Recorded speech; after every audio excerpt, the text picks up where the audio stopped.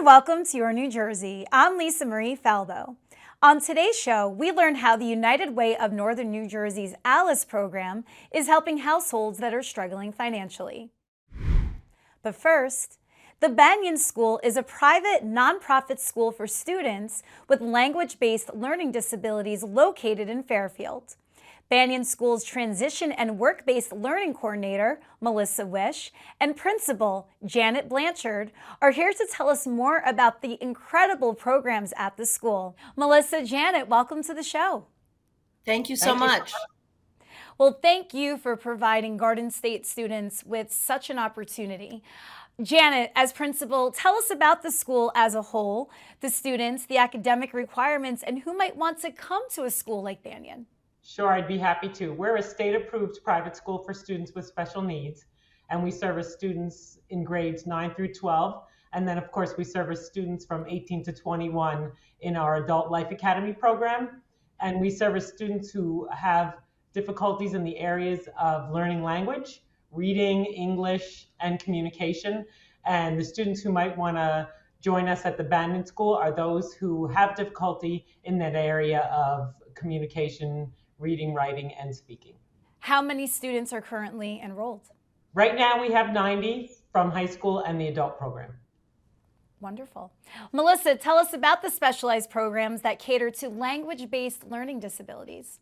Well, so I work with the work-based learning program. So our students in 11th and 12th grade, as well as our Life Academy students ages 18 to 21, participate in work-based learning so that they can learn hard skills and soft skills out in a real setting with the assistance of their job coaches.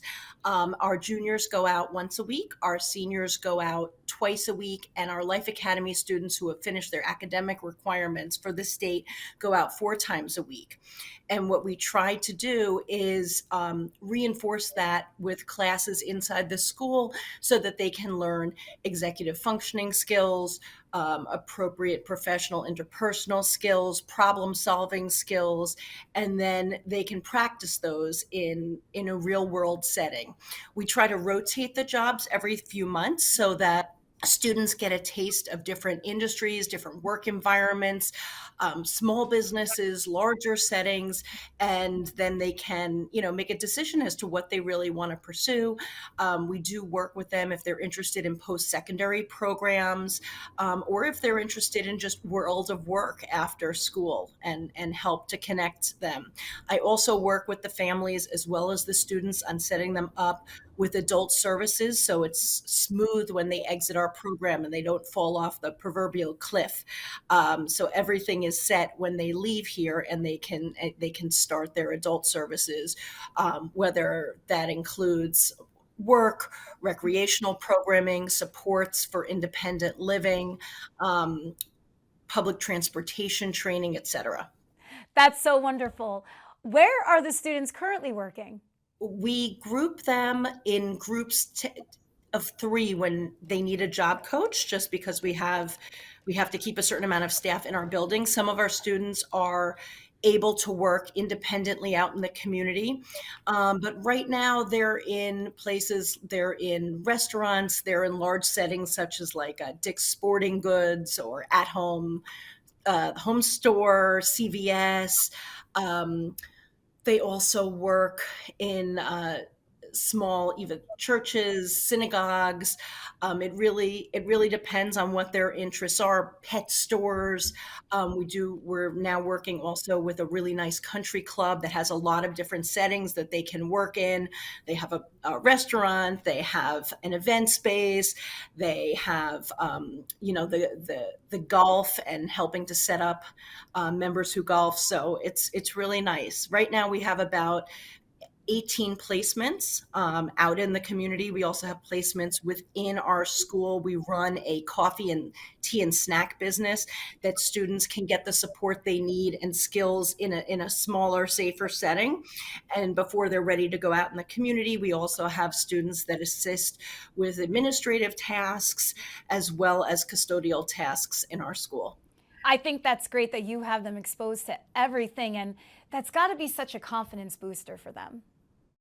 It is because, they feel good, they feel a sense of mastery. We also, if students have issues around executive functioning or motor planning or need behavioral supports, we talk to our job coaches constantly about what they're seeing on site, and then the job coach, and then we can have our related services professionals either push into the job sites or work with the students in our setting, and kind of they'll mimic what is going on in the work setting so they can practice and improve those skills on site. And then it builds confidence. I say our students are so excited to work. If we ever have a snowstorm, they are so upset that they can't work. So it really does, it's a they talk to their parents about it. We keep an active touch with the parents so the parents can engage their students on what skills they're learning out in the real world of work. Janet, what feedback are you getting from the parents of these students? We've really gotten such positive feedback. Our whole goal is to make our students productive in the world once they graduate from our program. So not only are we doing the practice out in the field, but we also have a pre-vocational lab here in the building. So for those students who are preparing to go out to work, they work in what's called our PAYUS lab, and they do all pre-vocational skills in there as well, where they get assessment. And the parents are really pleased because it really teaches the students the job skills that they need to be successful once they graduate. And it also gives the students a sense of accomplishment and something that they can talk about at the dinner table when they go home. How was your day at work? Just like all of us talk about at dinner, our students get that opportunity to have those same kind of conversations at the dinner table and use those skills and then take them with them after they graduate. Janet, I will give you the floor. Please share with us your favorite success story. We had a student who was working in a healthcare facility, a senior facility, assisted living, nursing home, and he spent time there as an unpaid intern, and he worked there, and he did so well, and they liked him so much that once he graduated, they hired him into a paid position.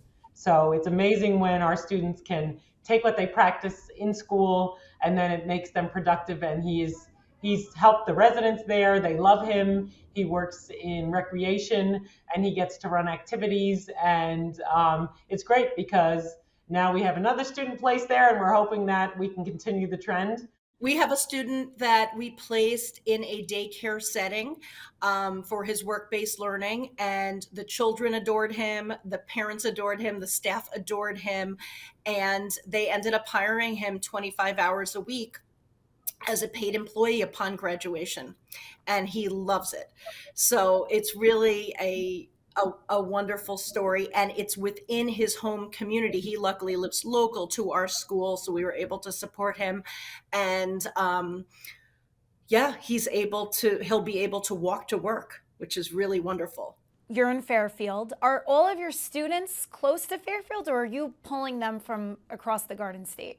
Our lower schools in Fairfield, the high school and transition program is in Little Falls, not far away. But we do pull them from different parts of the state. I would say mostly from Essex County, Hudson County, Passaic County, Union County, Bergen County. Janet, would you agree? Yeah, the majority of the students are from northern New Jersey, but we've had students from as far away as Ocean County, and we've also had students who've come all the way across the bridge from the state of New York.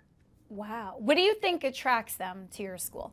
I really truly believe it's the sense of community. We have such a strong sense of community here at Banyan, both at the elementary school and the high school, and the students and the staff are really supportive of one another. So these are historically students who haven't met with great success in school, and when they come to Banyan, they form a community, they have true friendships, they really get to know one another, and everybody lifts everybody up. So it's really important when you come to a place and feel good. I'm a really strong believer in you can't learn in a place that you don't like.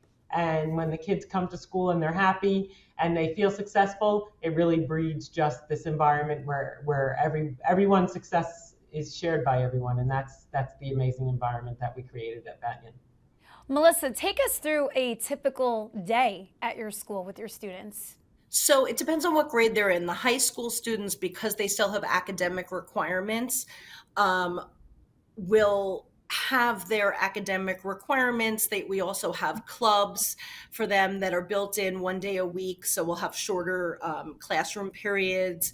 They have lunch, they have electives. So similar to a regular high school experience. And they also have their push in and pull out related services, speech, PT, OT, counseling. Our older students in the 18 to 21 program are really working on life and independence skills. They're learning everything from how to budget, online banking, cooking, cleaning.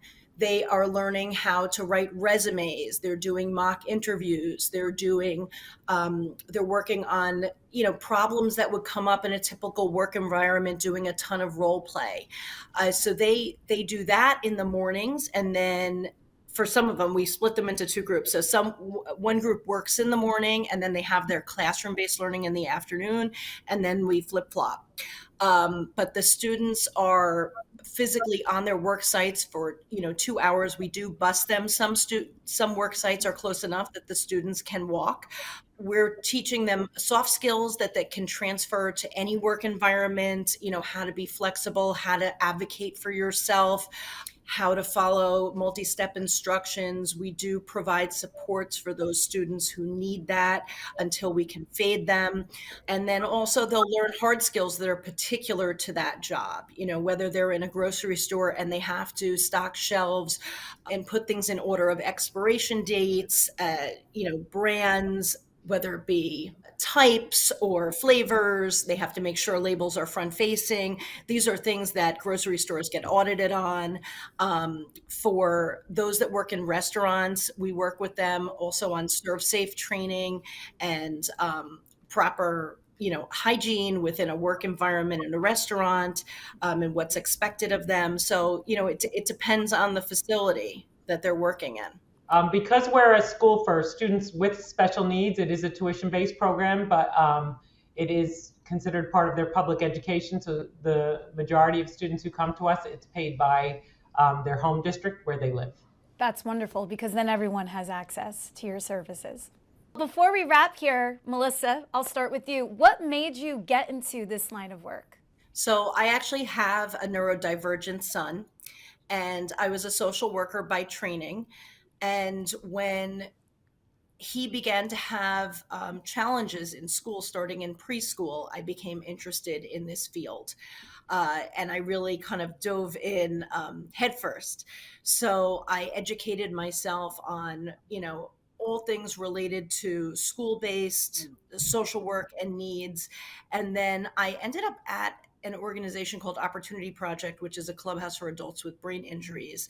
And I learned all about adult services. And that kind of became my passion about bridging that gap. So I advocated as a parent does. And so I really understand what our families are going through. And I think there's a level of trust because they know that I'm on the same journey as them. And I look at their children like another one of my children, and I want them to reach their potential and get every possible service they can so that they can reach their goals and become their most independent self. People watching will love that they have such an advocate in their corner. And Janet, how about you? How did you get started at Banyan School? Well, I've been in education for more years than I want to tell everybody publicly on the television. I started working in camps as early as 7th grade as a counselor in training. I really feel like for me, it's been a calling. I feel like I've never worked a day in my life because I'm just very passionate about what we do, what I've done prior to Banyan and at Banyan. When we can make kids successful and bring them to somewhere where they feel personally successful, at the end of the day, that's all we can hope for. And it's my honor to serve the families that place their children in our hands. Well, Janet, Melissa, this was so special. You are two extraordinary individuals. Thank you so much. Where can people find out more information about Banyan School? Banyanschool.org. They can go online and look at our website, and all of our contact information is on there. And they can reach out to us, and we're happy to answer any questions that any prospective student or family might have. Before we wrap, I just want to shout out Sherry from AZI, where we film Your New Jersey. She's part of the Banyan School community, and she recommended that we have you on the show, and I'm so happy she did. Thank you so much. Thank you. We are as well. Nothing has ever been handed to me. I've had to work for it. on the field, and off the field. Kane worked with me, guided me, helped me climb higher to get where I belong, to change my life. Hey, welcome to the team. Cougars climb higher. Kane University. United Way of Northern New Jersey is part of a national movement which sheds light on a population called ALICE. Kiran Gaudioso, CEO of United Way of Northern New Jersey, and Jessica Fernandez, who serves on an advisory committee for ALICE, are here to share more. Kiran, Jessica, welcome to the show. Thank you for having us. Kiran, let's start with you. Tell us about ALICE and how the United Way of Northern New Jersey is working on this national movement. Thank you. Thank you so much for having us. I really appreciate the time to talk to you about an issue we care very deeply about here at United Way Northern New Jersey. ALICE stands for Asset Limited, Income Constrained, Employed. And it's talking about those workers, those families who are working yet struggle to make ends meet. Often two or three jobs, and at the end of the week, their income doesn't match up with their expenses. And so we, United Way Northern New Jersey, more than 10 years ago, started this research project that has grown to a national movement that highlights these workers. And we talk about ALICE families in New Jersey representing 36% of households in New Jersey are either ALICE or in poverty. And that means that they, again, are working yet struggling every week to afford the basics for their families and end up making really difficult choices. One thing to point out when we think about ALICE workers, we're really talking about the folks who are the mainstay of our economy, people working in retail, in the service economy, the entire care economy, childcare, healthcare. So we're really talking about a workforce that we all need. And we say that when ALICE families and ALICE workers are struggling, we're all impacted because it means our community is at risk.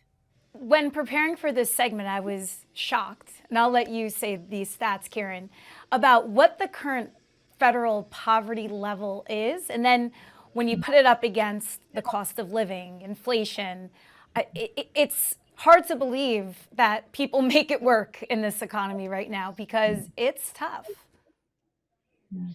No, you're getting to the heart of the issue and why the ALICE movement was started and why we've grown so much. The federal poverty level is one number, no matter where you live in this country. For a family of four, it's about $29,000 for a family of four. And what we have done through the ALICE project and the ALICE movement is establish county level data for every county in the country that offers an alternative budget that looks at, we estimate here in the state of New Jersey, a family of four is closer to $90,000.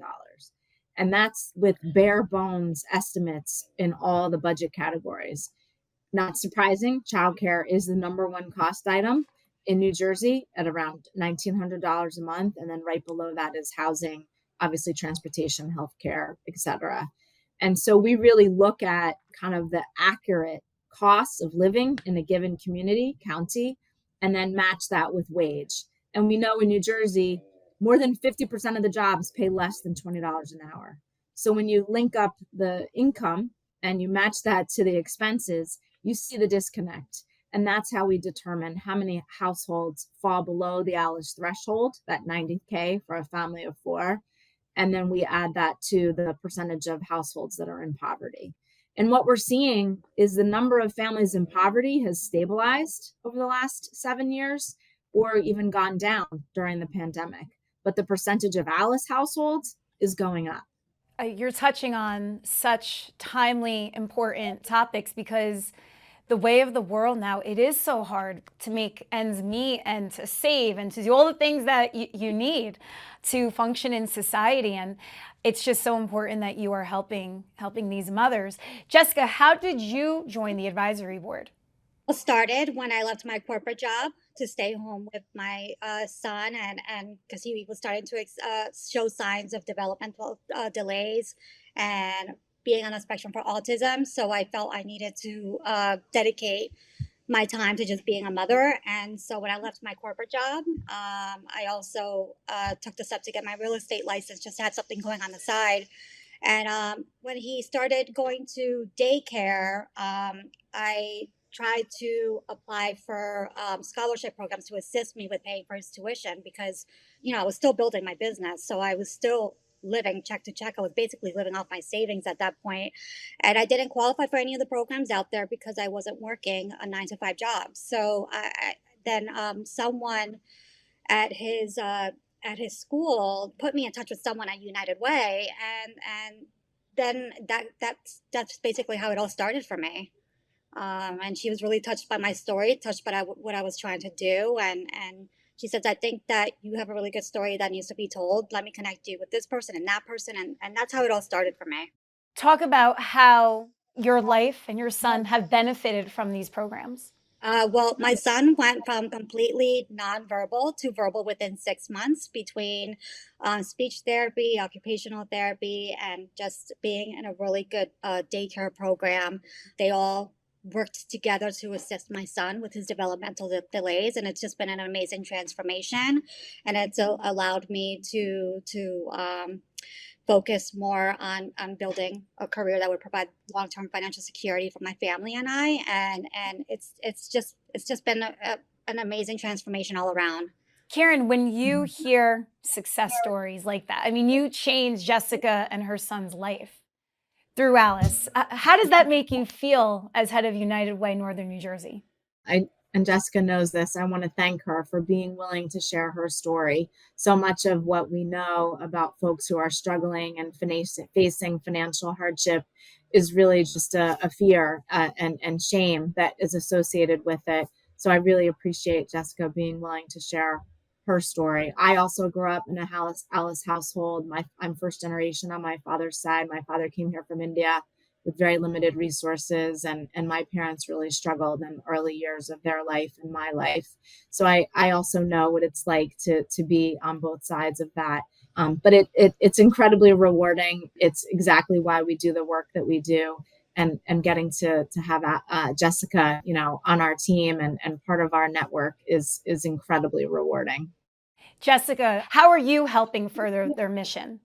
By speaking about it and not being ashamed of it. Because I will be very honest and transparent. I spent very many years being ashamed to talk about it because I grew up in a community where a lot of my friends came from upper class households, and I always felt like I was different because of the way I was growing up. And I just got to a point where I was like, I don't want to be afraid to talk about it anymore. I want to talk about it because in order for there to be change, you have to be able to speak on these things and not be afraid of what people are going to think about it, because it's your story. It's my story. It's how I grew up. And now that I'm older, I'm not ashamed of how I grew up. I'm not ashamed that these are the challenges that I'm facing every single day, because it makes me who I am. So I'm proud of that at this point, and I'm so grateful for it.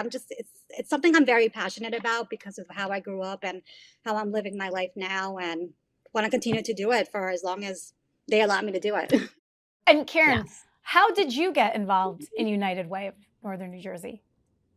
Yeah, so I've been with this organization for 11 years. I'm very fortunate, Lexi, that I've been able to have a career in public service. I've worked for government and nonprofits since 1993. I've been doing this for a long time. I ran a large-scale network of after-school programs in New Jersey for 10 years. Prior to that, I worked in New York City, also in the after-school space. So I really come from an education background, really focused on issues of equity, racial and financial equity. For families watching this right now, how can they get in touch with you to learn more about the Alice program and to enroll? So there are a number of ways, but the easiest probably is to check out our website, unitedwaynj.org. And you'll be able to track to a number of resources and programs that we have available. And I also encourage folks to contact 211 directly. 211 is an information referral and a hotline system where you can be plugged directly into a navigator to help with utility assistance and rental assistance and a lot of other emergency basic needs. Well, Kiran, Jessica, thank you so much. Jessica, this is extra special because you and I go way, way, way back when we were trying to pitch a television show about single parenthood. And, we made some waves and we had a lot of fun doing it. Yes, I we can't did. believe this is like 15 years we're talking. I know. So it's just really special to be here with you today. I'm so happy to see you doing so well and lending Thank your you. voice to such an amazing, important cause. Thank you. I really appreciate that. Coming from you, that definitely means a lot. Thank you. Well, thank you so Yeah. much. Thank you for joining me on another episode of Your New Jersey. I'm Lisa Marie Falbo. We'll see you back here next week.